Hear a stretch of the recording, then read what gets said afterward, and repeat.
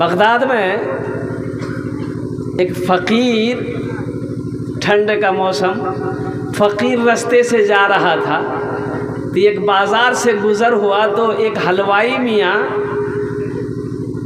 वो दूध गर्म कर रहा था। तो फ़कीर को देखा तो हलवाई ने कहा कि बाबा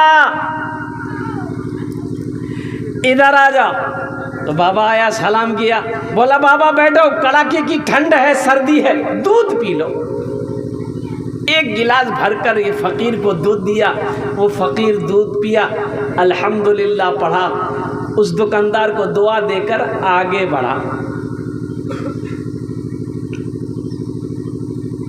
एक औरत एक मर्द रोड के किनारे अपने घर के बाहर बैठे हुए थे और टिप टिप टिप टिप ऐसी बारिश हो रही थी। तो रास्ते में कीचड़ था। ये फ़कीर बाबा चल रहे थे ना, तो चप्पल की कुछ छींटें जो है कीचड़ की, वो जो औरत थी उसके चेहरे पे पड़ी, कुछ छींटें पड़ी। अब ये नौजवान था, देखा कि मेरी महबूबा के चेहरे पे कीचड़ पड़ गया, इसे गुस्सा आया, ये फ़कीर है और इसे चलने का ढंग नहीं है। उठा अपनी जगह से, पकड़ा कॉलर, मारा तमाचा, खटा। बोला फ़कीर बने फिरते हो, चलने की तमीज़ नहीं। ये फ़कीर बोला कि वाह मौला, क्या तेरी शान है, कहीं दूध पिलाता है, कहीं थप्पड़ खिलाता है, कहीं, अरे बोलो भाई, कहीं दूध पिलाता है, कहीं थप्पड़ खिलाता है। फ़कीर आगे बढ़ा। ये मर्द और औरत, महबूब और महबूबा, ये दोनों अपनी जगह से उठे। ये औरत अंदर गई और दूसरे मंजिले पर चढ़ने लगी। पैर फिसला, गिर गई, गिरी और कुर्बान जाओ।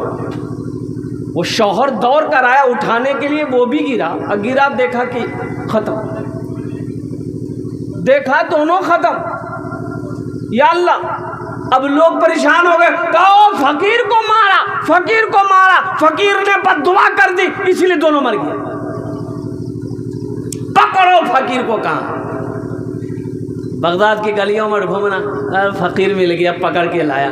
बोला कि आप फ़कीर बने फिरते हो, लेकिन आप लोगों को बद्दुआएं करते हो, ये इसकी जान चली गई और कुर्बान जाइए। फ़कीर ने कहा कि ना, कसम ले लो मुझसे, मैंने बद्दुआ नहीं करी। बोला नहीं, आपको मारा इसलिए वो मरा है। तो फ़कीर ने कहा कि जब तुम लोग बज़ीद हो तो सुन लो। दरअसल बात यह है कि उसकी महबूबा के ऊपर में कुछ कीचड़ के छींटे पड़ गई। उसके आशिक को, उसके महबूब को गुस्सा आया, मुझे मारा। उसके दोस्त को गुस्सा आया, मुझे मारा। और मेरे दोस्त को गुस्सा आया, मेरे दोस्त ने मुझे मारा। हाय ओ मेरे नौजवानों, मेरे बच्चों, अल्लाह से दोस्ती करना सीखो, अल्लाह से दोस्ती बनाओ, अल्लाह से लो लगाओ। कसम खुदा की, अल्लाह से अगर लो लगा लोगे, अल्लाह से अगर दोस्ती कर लोगे, तुम कभी अकेला महसूस नहीं करोगे। जहां पुकारोगे, जिस वक्त पुकारोगे, मेरा मौला कहेगा, मेरा बंदा का बोल, क्या बोलना चाहता है, मैं हूं ना।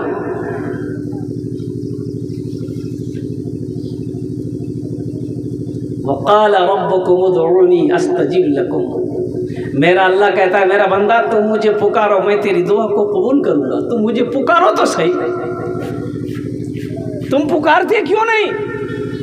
तुम मुझसे मांगते क्यों नहीं? पुकारो तो सही।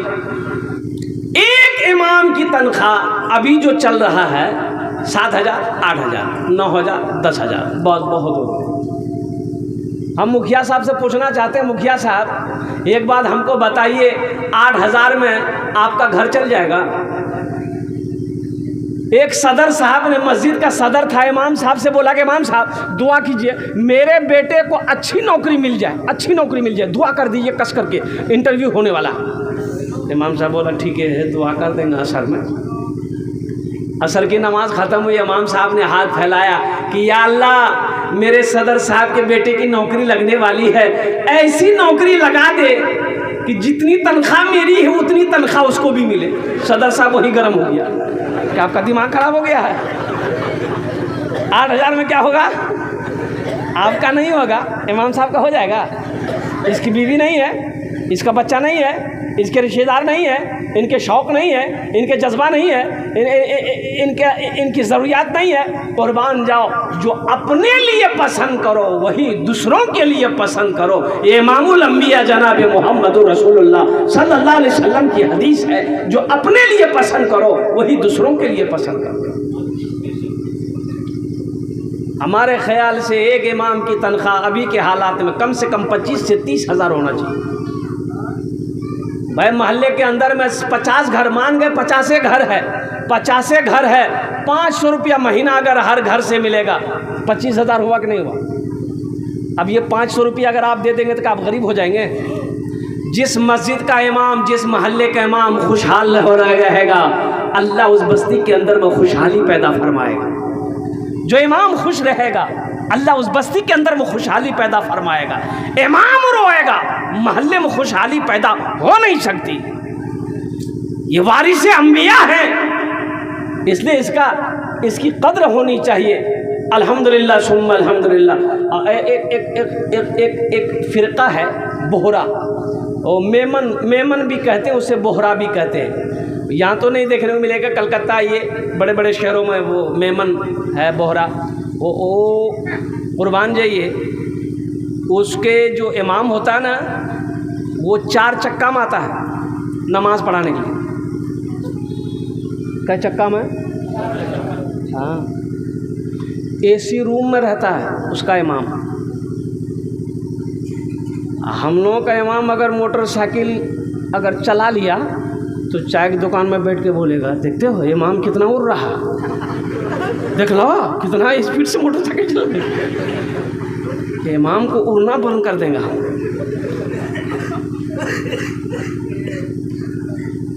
अरे फारबिसगंज में मस्जिद है ना, अजान होती है ना, मस्जिद है तो अजान होगी।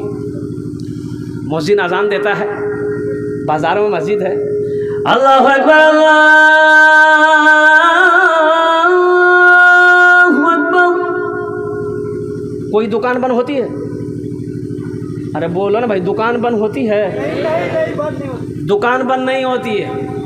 मुअज्जिन साहब आज़ान दिए, दुकान बंद नहीं हुई। फारबिसगंज मार्केट में बहुत सारे मुसलमानों की भी दुकानें हैं, सिर्फ हिंदू भाई की दुकान नहीं है, मुसलमानों की भी दुकानें। मस्जिद बंद नहीं हुई, ये दुकानें बंद नहीं हुई।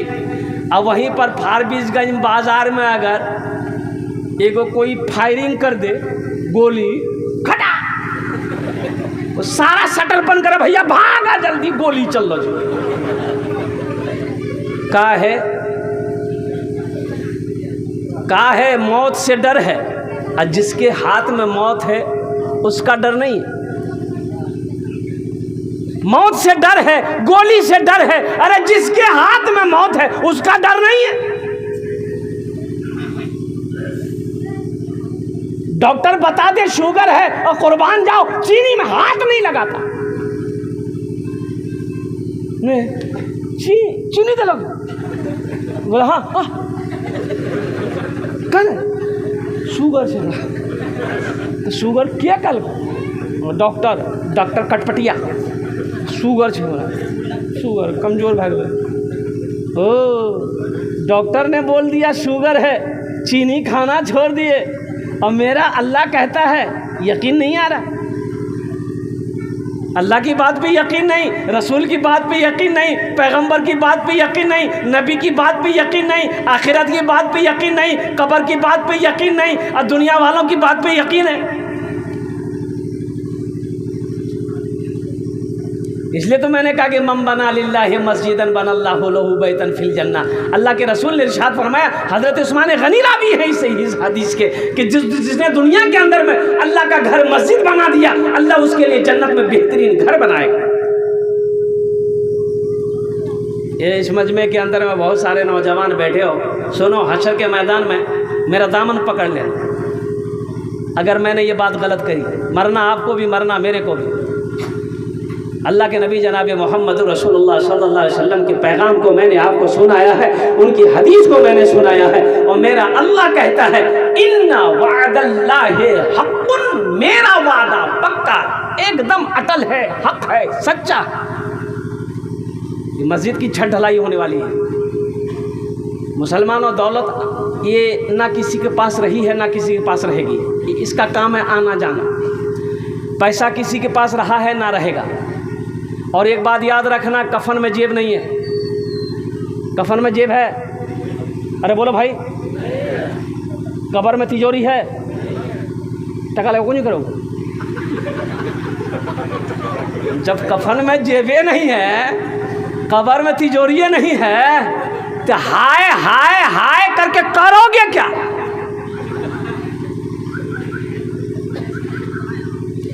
मुझे 5 आदमी चाहिए इस मजमे के अंदर में, हम थोड़ी रकम मांगेंगे। अगर अल्लाह ने आपको दिल दिया है, दौलत दिया है, माल दिया है, तो आप बढ़ा चढ़ा कर पेश कर सकते हैं। बढ़ चढ़ कर हिस्सा लो। सहाबाए कराम एक दूसरे से आगे बढ़ जाना चाहते थे, नेकी करने में आगे आगे पहल करते थे कि मैं इससे बढ़ूंगा। अगर 5,000 ये दिया, मैं 10,000 दूंगा। सहाबाए कराम पहल करते थे। 5 आदमी चाहिए इंशाअल्लाह। अपनी माँ अपने बाप के नाम से मस्जिद बना दो। सुनो, डबल फ़ायदा है। माँ बाप के नाम से पैसा आप दोगे, मस्जिद बनाओगे, जैसे नियत आपने कर ली कि हाँ देंगे हम इतना पैसा। माँ बाप मर गए हैं या ज़िंदा है, जब वो मरेंगे अल्लाह क़यामत तक कब्र में उसका सवाब पहुँचाता रहेगा। और जब आप मरोगे अल्लाह तबारक व तआला क़यामत तक आपको भी कब्र में सवाब अता फरमाता रहेगा। और जो अल्लाह ने वादा किया जन्नत में घर देने का, अल्लाह का वादा सच्चा है। अल्लाह उस महल का, उस घर का चाबी आपके हाथों में देगा। जा मेरा बंदा, दुनिया में तूने मेरा घर बनाया था, देख मैंने तेरे लिए ये महल तैयार कर रखा है। और कुर्बान जाओ, अल्लाह चाबी देगा, उस महल के अंदर में दाखिल हो जाएगा। इसलिए